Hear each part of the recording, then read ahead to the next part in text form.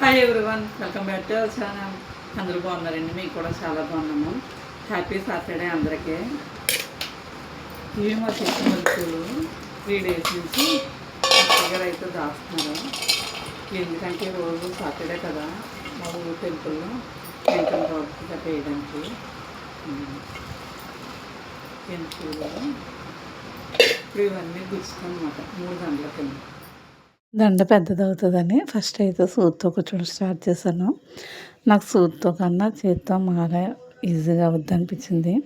సగం గుచ్చి మిగిలిన అయితే అత్తగారు అయితే కూర్చారు. మీకు సూదితో కూర్చోడం ఈజీయా మాల కట్టడం ఈజీయా కామెంట్ చేయండి. మాలలు అయితే కట్టేసాము. చూడండి ఎంత పెద్ద పెద్ద అయినాయో.